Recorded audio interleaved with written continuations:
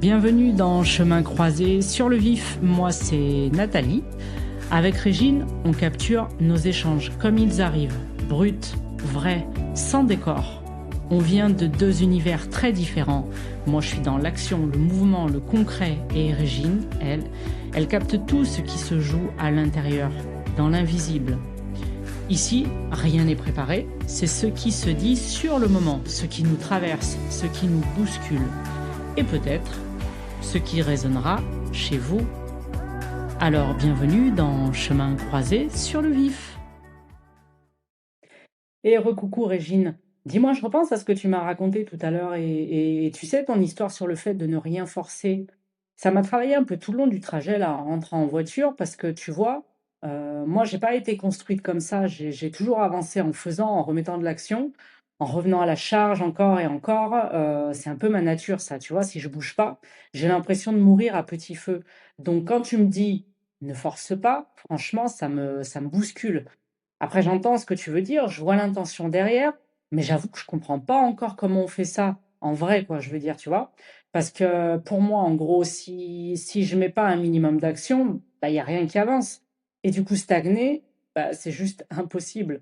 Donc en même temps, je vois bien que parfois je m'épuise, que parfois je vais trop loin ou je pousse un peu trop. Du coup, je m'accroche, alors qu'en fait, ça demande peut-être autre chose. Du coup, j'ai un petit peu envie qu'on en parle, tu vois, toutes les 2. Comment on fait pour agir sans forcer? Comment on bouge, mais du coup sans s'acharner? Ou alors encore, comment on avance, sans se crisper? Je pense que qu'on parle un peu de la même chose, en fait, au fond, mais avec 2 façons différentes de le vivre et c'est ça qui m'intéresse, notre croisement là-dessus. Je me disais que si tu me faisais un petit audio, une petite discussion, une petite réponse là-dessus, tranquille, comme ça, juste toi et moi, tu me réponds, je rebondis et peut-être qu'au final, ça fera un petit épisode, tu vois, un truc simple, spontané, voilà, comme on est là toutes les deux. Donc, bah, du coup, je t'écoute. Alors, Nathalie, pour répondre à ta question, nous avons été élevés depuis des décennies maintenant. L'être humain a été conditionné pour faire, être dans du rendement, toujours plus, dans cette énergie de yang, de masculin. Mais ce masculin qui, au final, a été complètement ébranlé, faussé pour être mis sous contrôle.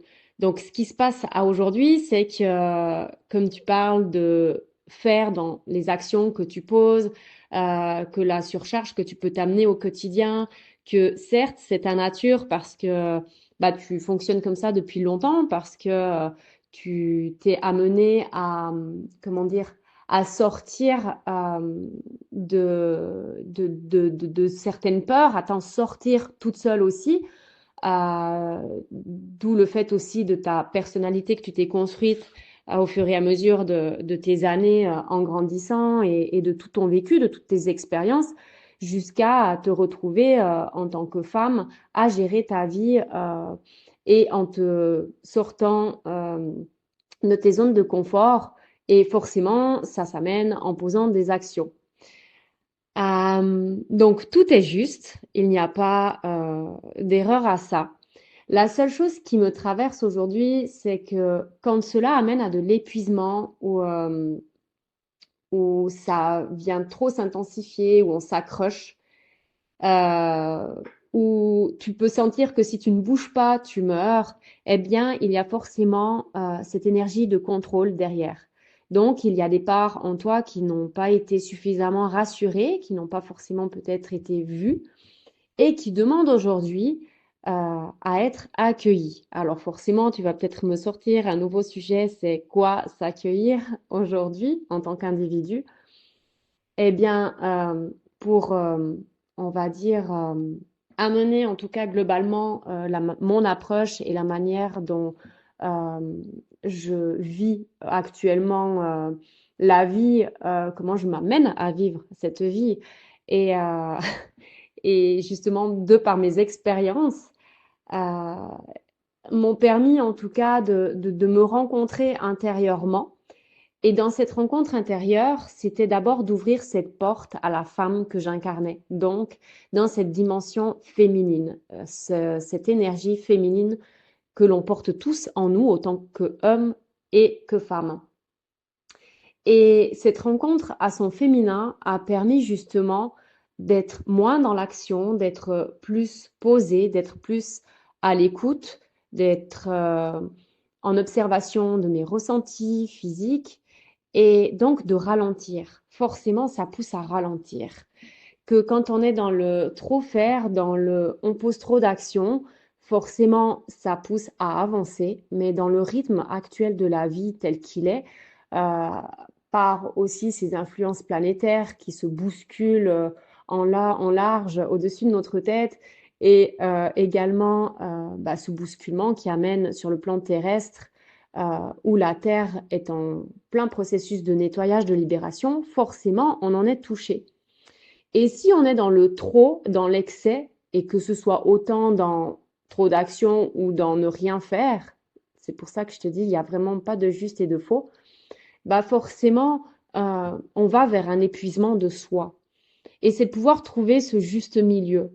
En trouvant ce juste milieu, forcément, on s'amène déjà à se rencontrer, à revenir dans son centre, dans son alignement, à revenir dans l'instant présent. Donc, forcément, à lâcher le contrôle, à lâcher le trop, à lâcher le faire pour être dans l'être. Voilà. C'est en tout cas un premier résumé qui me vient et je trouve que c'est une bonne note de terminer sur l'être et non pas le faire. Merci Régine, merci pour ta façon de remettre les choses en perspective. J'aime en fait quand on arrive à déposer ça ensemble. Toi avec ton regard plus intérieur et moi avec mon besoin d'avancer, de bouger, etc. Au final, je crois que notre équilibre, il est là. C'est-à-dire mettre de l'action, oui, mais en essayant de ne pas trop s'épuiser. C'est-à-dire en fait avancer et sans se battre. Et je sais que ça va parler à beaucoup de femmes qui vivent ce tiraillement en permanence. Donc, je pense qu'on va continuer d'explorer tout ça dans les prochains épisodes parce qu'en fait, on n'a fait que commencer. Et merci d'avoir partagé ce moment avec nous. Si ça vous a bousculé, parlé ou donné un élan, dites-le nous.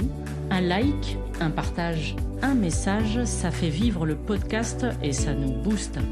Pour découvrir nos univers, Régine dans son monde du sacré et de la transformation, et moi dans l'accompagnement des femmes en mouvement.